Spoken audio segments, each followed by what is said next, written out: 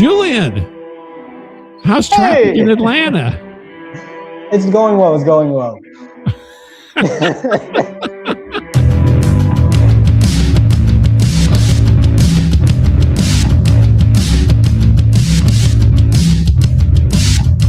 Mondo Freako. Hey, everybody, welcome to Mondo Freako. I am here with Julian. Julian, how are you doing tonight? I heard you had some traffic problems today. No? Yes. Atlanta is known for its traffic. Everybody talks about, Los Angeles and New York when it comes to traffic, but I can tell you, I've never been in any worse traffic than in Atlanta.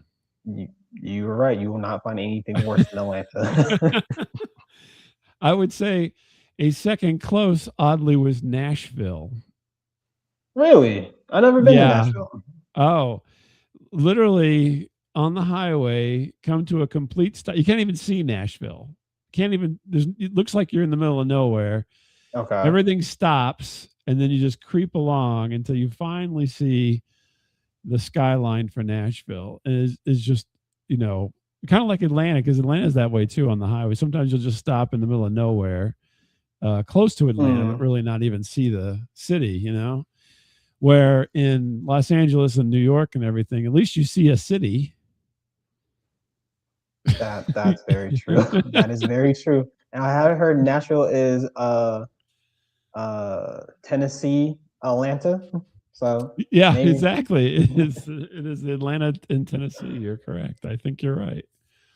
But it's the worst traffic. Yeah, and I've been in all of the places I mentioned. I've sat in traffic in all of them, and I mean, even New York City traffic wasn't as bad as Atlanta traffic or Los Angeles traffic. So it's amazing. Don't they also have more lanes as well? They do. But I mean, there's a lot of lanes in Atlanta. They got, I can't remember. In Los Angeles is like 7 lanes. I don't know. It's just crazy. But, still, it doesn't matter if you have 100 lanes. If they're all stopped, nobody cares. They're like, this is terrible. Terrible if everyone has an accident and you can't make a left turn. Yeah, exactly. It's pretty bad. Well, welcome to Mondo Freako, Julian. And we have a topic tonight. So on the show, just a real base to catch everybody up in case they've never seen it before. We talk about cryptids, UFOs, the supernatural, the paranormal, typically in a bit of a humorous way.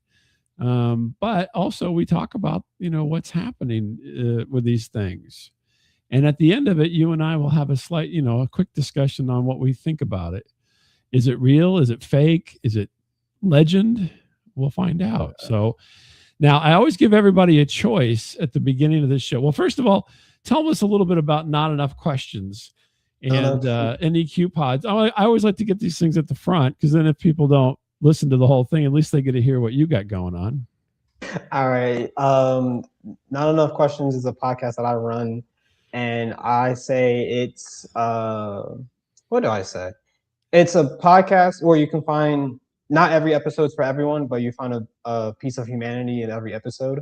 Oh, we talk about so it's a serial killer podcast. Is that what you're saying? No.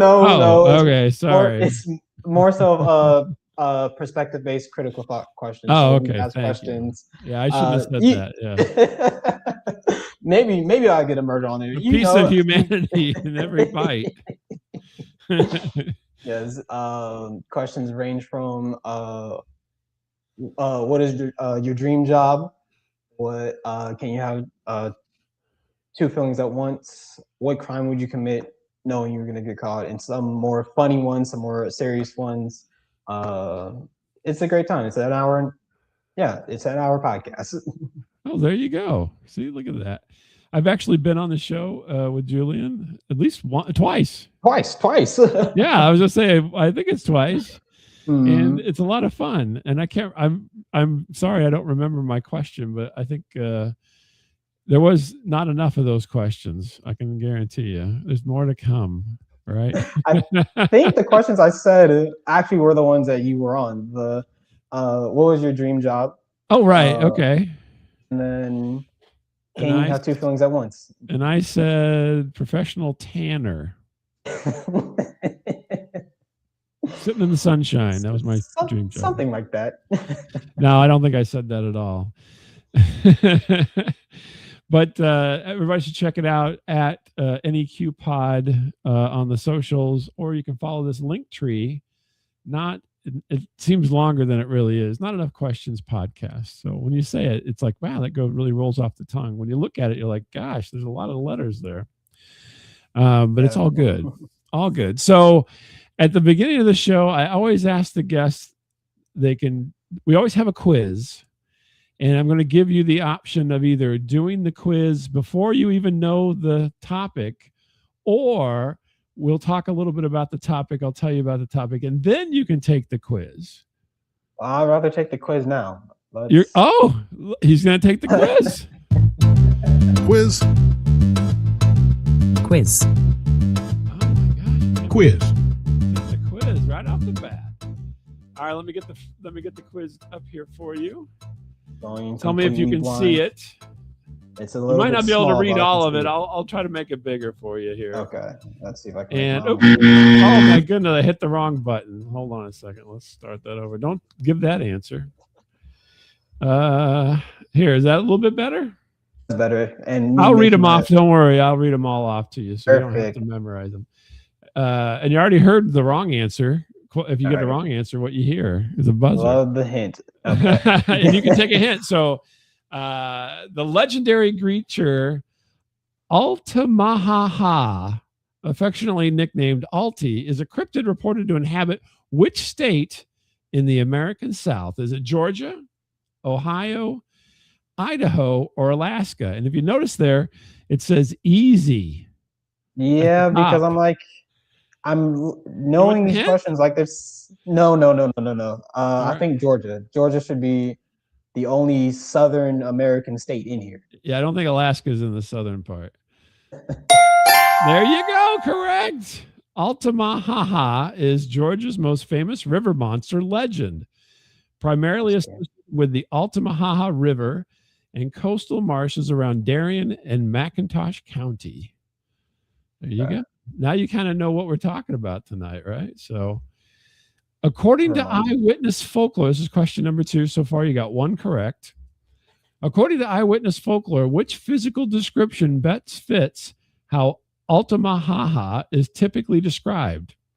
Is it A, 20 to 30 feet serpentine river creature with flippers, ridged skin, and an alligator or dolphin-like snout? B, a giant 8-legged turtle wearing sunglasses? C, a winged lizard that nests in high pine trees and only feeds on acorns? Or D, a miniature freshwater shark covered in bright neon feathers? I have a hint if you want it. These all sound very interesting, and I'm trying to think which one would I more likely see. I want to say a winged lizard. I'm going to go with C, a winged lizard? A winged lizard. Okay, and I have a hint. You sure you don't want the hint? I don't want to take the hint right now. All right.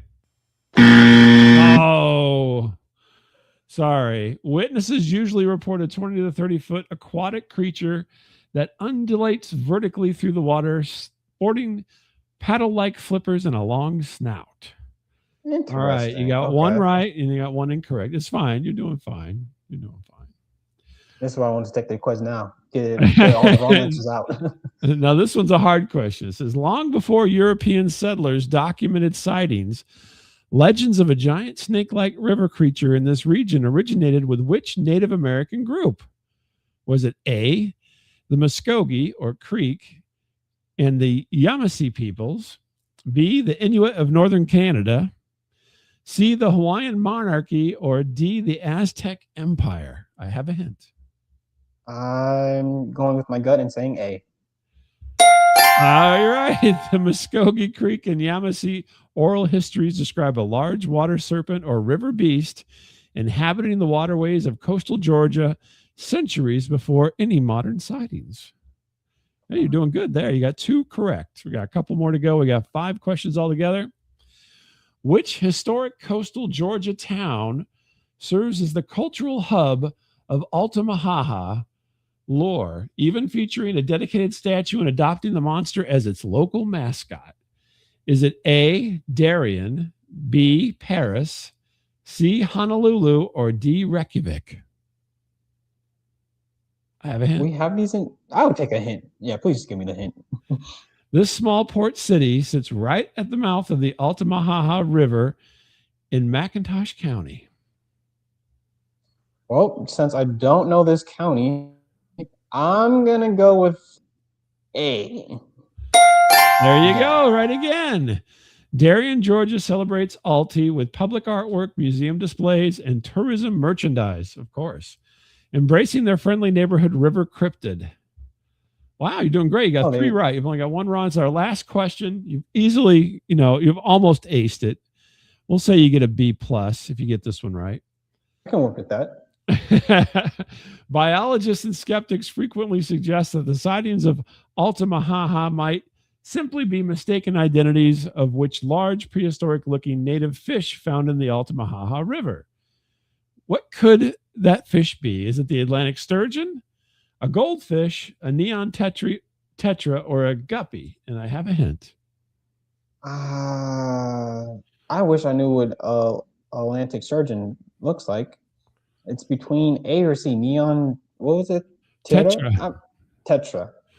Tetra. All the other answers have been A, so I'm gonna go with A and just see what happens. Oh, he's taking the pattern over anything else. Well done.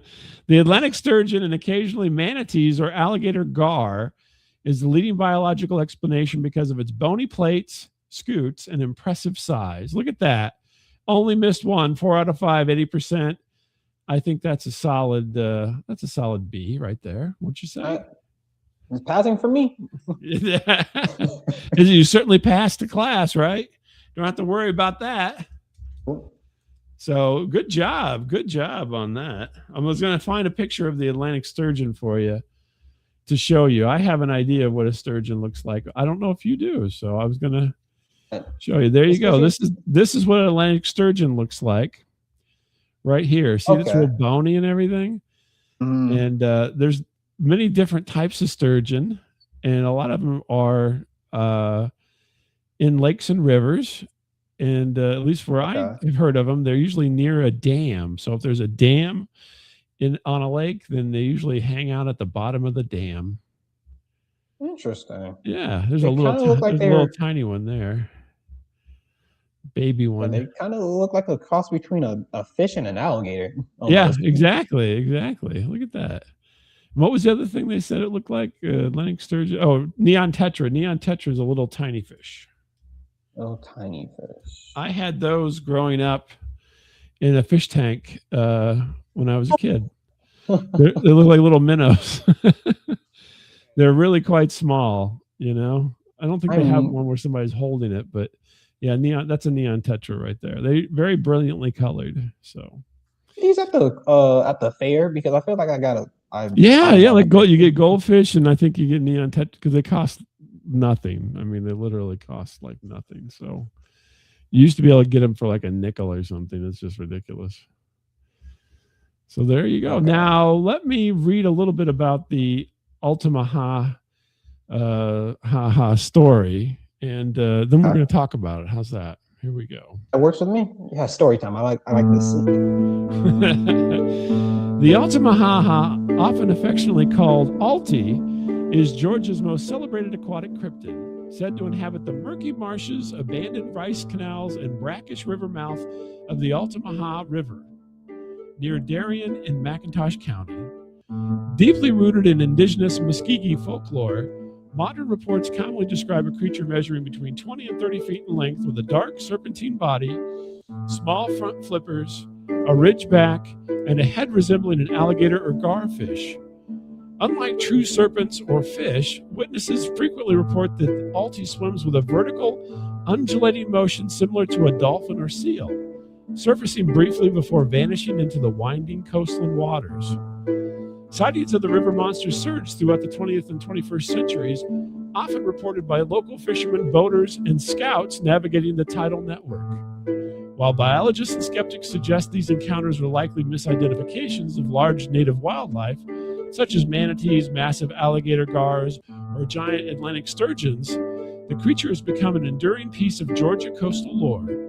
Far from being feared as a menacing monster, Altie is embraced as a beloved regional mascot, complete with a life-size public sculpture outside the Darien-McIntosh County Visitor Center. There you go. Can you believe it? Interesting. Now, this is where, kind of the metal meets the road. Is that what they say? I kind of think of the term, but anyway. Rubber meets the road? Rubber meets the road. There you go. Apparently my tires are made of metal. So let me ride. Yeah. Now, what do you think about this Altamaha-ha creature? First, did you know about it ahead of time? No, not at all. Not at all. So the first you heard of it then. Okay. First I've heard of it, and the fact that is a tour. I can't remember. Its honor is like a town city. I can't remember. It is basically the mascot. I'm like, interesting. I can easily see this being a thing in some capacity for sure. Mm-hmm. You think that it could possibly be real, is what you're saying? It could possibly be real. You don't think that you're hedging your bets a little bit, I think, huh? Yeah, I'm a little bit of a gambler. Let me show you a rendering of what people think that it looks like here. Okay, that might actually help too. There you go. You see that? Oh, that, see now.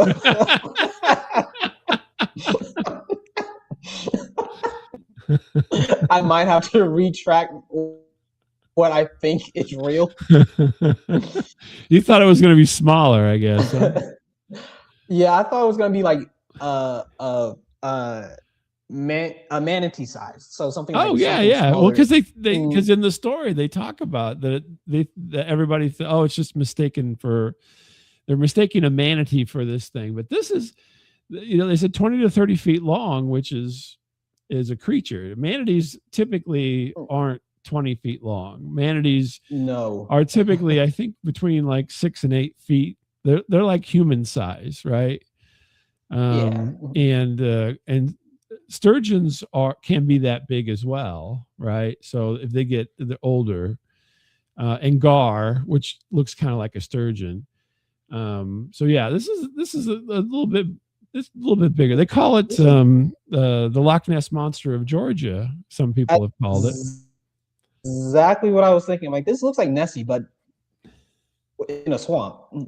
Yeah, in a swamp. Exactly. It's Swamp Nessie. Yeah. This so looks prehistoric. I always, much like yourself, I try to keep an open mind on these things. I know they sound far-fetched and, absurd sometimes, but I always try to keep an open mind. And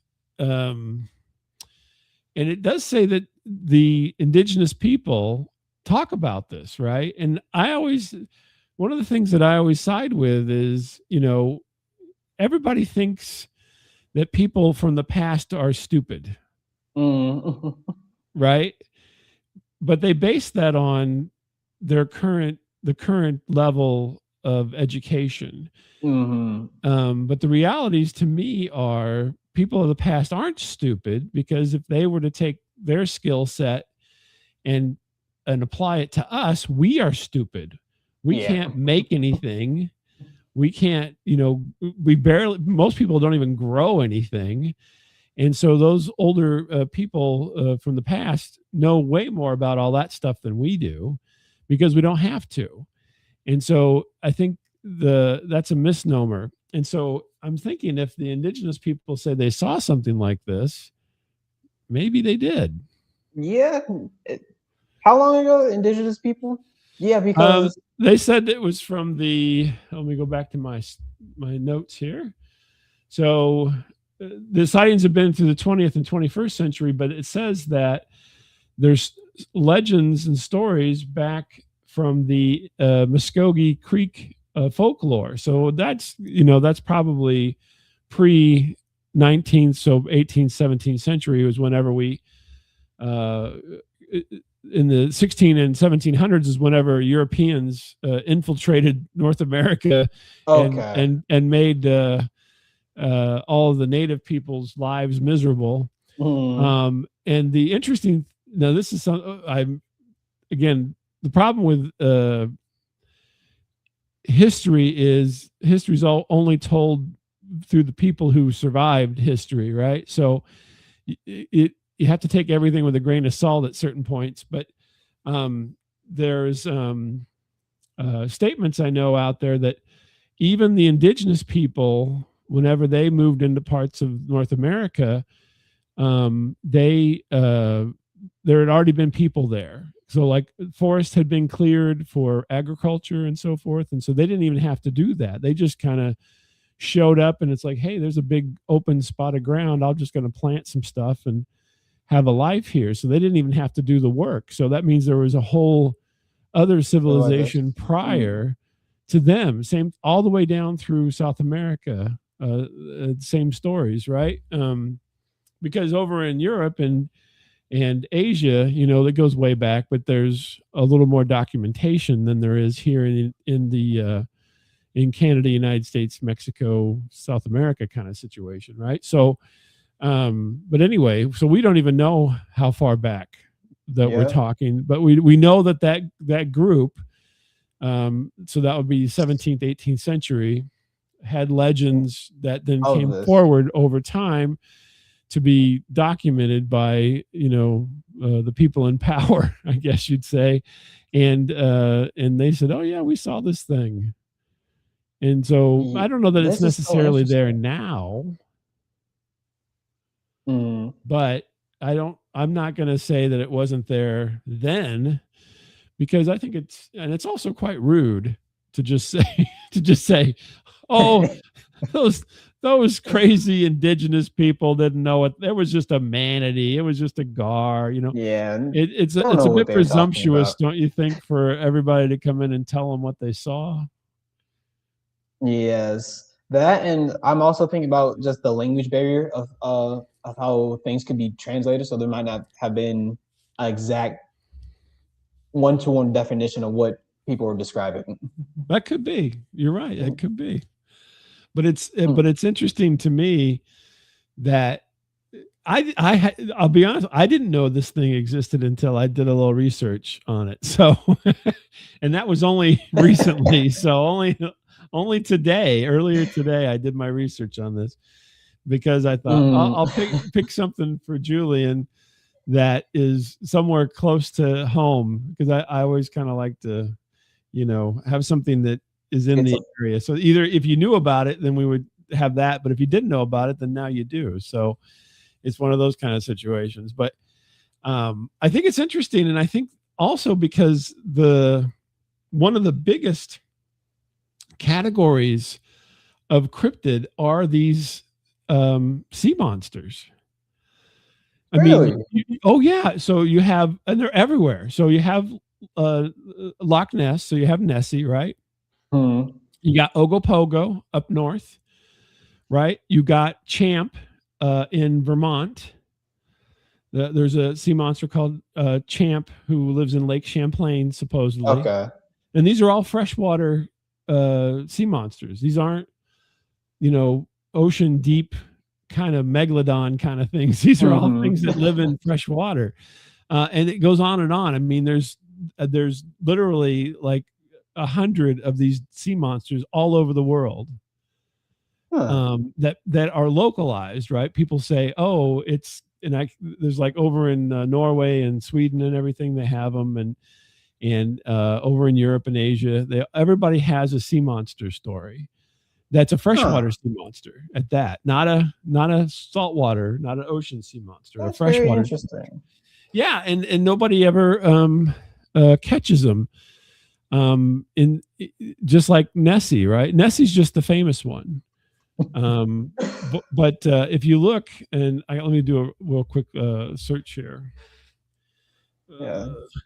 Well, you said that the thought that I always have in the back of my mind that there's magic once existed in the world, and Mhm. creatures like these slip in and out of the magic world and our world. Oh And that's yeah, why like there's no or picture. even just different uh like what do you go universes, right? Like multi-universe kind of thing.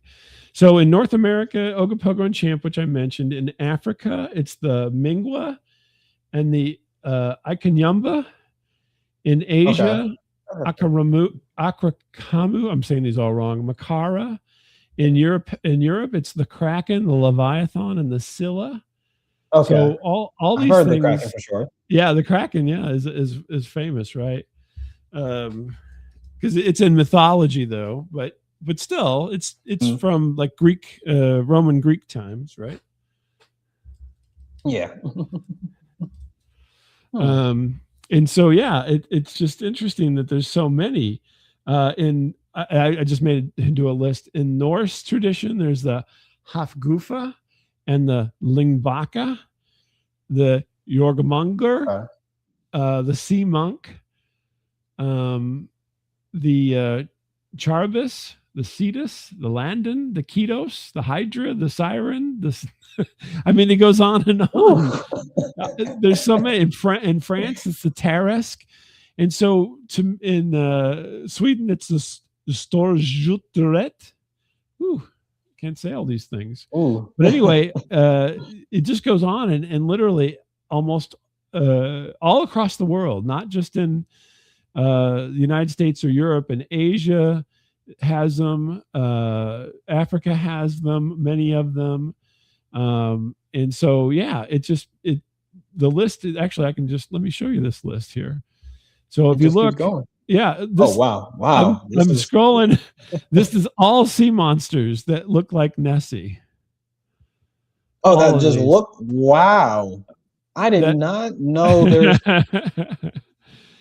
So yeah, all that scroll is that, yeah. So there's got to be something to it in my mind, I'm gonna put it back on our Altie, Altamaha-ha, which to me sounds like Woody Woodpecker. Altamaha-ha, Altamaha. Anyway. And now I know how to pronounce his name, because I'm like Altie is what I was originally gonna say, but Altamaha is how I'm gonna. But so looking at it, it seems like it's part alligator and like snake. Yeah, it's like it's like a serpent and an alligator combined with all the ridges and everything. But then it's also like a plesiosaur like Nessie, because it has the 4 flippers and a long neck and tail with a large body, right? Which is kind of very much like a plesiosaur. But yeah, so I don't know. So ultimately, though, if we think about this, what do we, where are we at? You know what I mean? So like, give me a percentage of convinced that it's, real or not real? You think everybody's just high out in the swamp or drunk and they just think they see these things? Or it was like maybe there was just a snake on an alligator's head and someone just happened to see it this way. But what's the likelihood of a snake on an alligator's head? I don't know. Nature does some funny things, but as of right now, I can't see this being real in anywhere near Atlanta. Anywhere near Georgia. Really? I just can't. I don't know, without any at least in today's time. Now if it was in the past, that's completely different. But as of right now, I can't see where it would go. And I think let me see if I can kind of give you an idea of where it's at on the map here. So here's Darien right here in the center. That's the town that's closest, where people see it in the Altamaha-ha River. Which, where's that? Here it is, right here. I don't know if you can see my mouse, but there's the river. I can. So all let's this see how is close it is to roughly the ocean there, right? And let's see what's close by. Jacksonville, Florida. So it's down in the southern part of that makes a lot more sense now. And Savannah is up here. Actually, I was in Savannah this summer. Savannah's up here, not that far. And then, of course, there's Atlanta right there. The bastard Atlanta traffic. You can always find it. It's not too. It's not in a. And look at all the space in between. This is nobody lives here, right? Or very few people do. So yeah, I think there's plenty of space for Altamaha-ha to kind of kick around. Now that I see where it's on the map now too, and you also said Florida, because I'm like, I can't see this being a Georgia thing, but seeing that it's you don't have to agree, it's fine. Still want to say that I can't living anywhere, but now that I know it, again, I'm just like, where does it go? Like, where does it hide? But that's the thing. I mean, again, I think that's a misnomer that a lot of people have. I can hide in Atlanta. You couldn't find me in Atlanta. That's true. And so I think that's always, everybody with the cryptids always goes to the hiding aspect of things. But the reality is, people disappear and get lost every day. And they're people, right? They have lives, they have connections. This thing has got no connection to nobody. It's not like he's phoning you up. Hey, Julian, let's go have lunch at the diner. So he's got no connections. He's just out in the swamp, which, normally he's way out there. And then today he was chasing some fish, and they happened to go in a populated area by this guy with the canoe here on this picture. And he got caught. And so, I realize that the world seems very dense to us because we are in the world, right? But whenever you go outside the populated world, it's pretty sparse in places. And just looking at that map, where Darien is, here, I'll put that back up there. This is showing you all the roads. Yeah. Right. And look, there is no roads out here. Yeah. And this is the Altamaha River, goes up here. So maybe he just goes up in here for a long time, and then every once in a while he kind of drifts down in here. Or maybe he goes out to the ocean and everybody's just catching him when he gets, when he travels to the ocean. Because I was thinking. Yeah, because I'm like, okay, these are river streams. I'm like, okay, if you say he's a freshwater creature, I'm like, well, you can't go into the ocean. But I'm there are animals, there are fish that do both. Salmon are in the ocean, and then they go up to freshwater to go home to spawn. Yes. It's not unheard of. Sharks have been known to swim up in the freshwater if they're hungry enough. So, the funny thing is, and I'm not trying to convince you, but the funny thing is all these things can be true. It's just, I think as a human, we don't want them to be true because it's really scary to think something like that is out when you're going to go fishing. Something like that is swimming around underneath you. Yes, but the closer we get to you're not trying to convince me, but I'm like, no, I can convince, because I'm like, okay, if it's closer to the ocean, it doesn't have to necessarily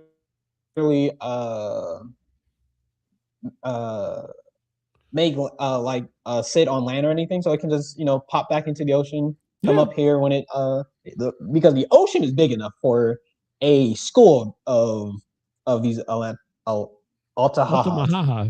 Altamaha-ha. Yeah. So I'm like, that I can be convinced of. But Yeah, just maybe it only being- comes up. Maybe it only comes up to lay eggs or something. Who knows? that's more reasonable to me than this thing just being near a stream of some kind and no one hasn't spotted this with how often we surveillance everything. Yeah. But- Well, that gets into that's a whole other show there, Julian, if we want to talk about surveillance. Let's not go down that rabbit hole at this point, but so I guess we'll come. Let's hear from somebody real quick, and then we'll give our final thoughts on Altamaha-ha. How's that? Let's see if I can be convinced even more that this thing is real. This is Ryan Frank from the Baggage Podcast, and you're listening to Mondo Freako. Mondo Freako. All right. So, Julian, you've had a moment to think about it. What do you think? My moment is, I think I still am more on this thing does not exist with on a 10-point scale. I'll give this thing on a high end of 3. Okay, so the likelihood would be 3 from a 10-point scale. Yes. Oh boy, that's a good. Nobody's invented a scale for this yet. When I've been talking to them, I'll adopt your scale for this, and I will say I'm going to go to a 6.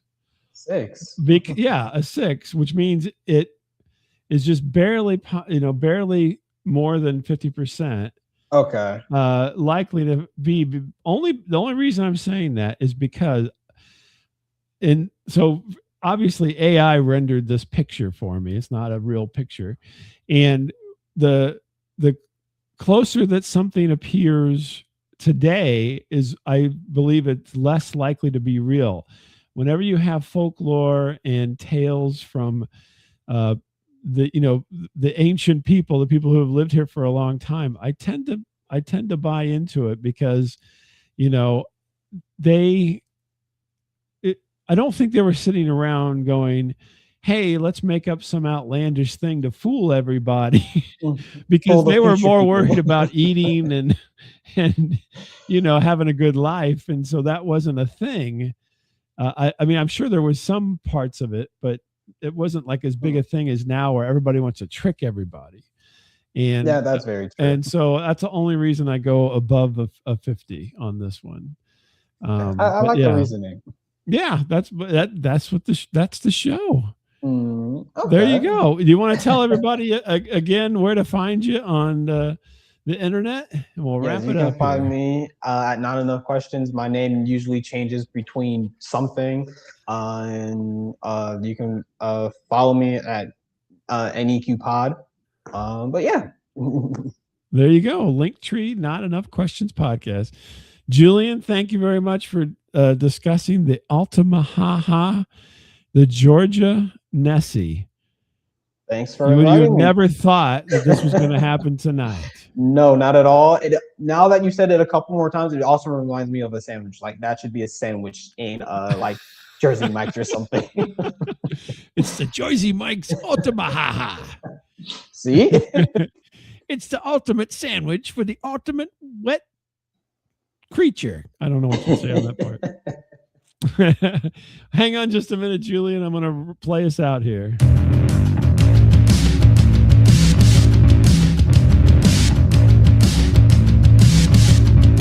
Mondo Freako.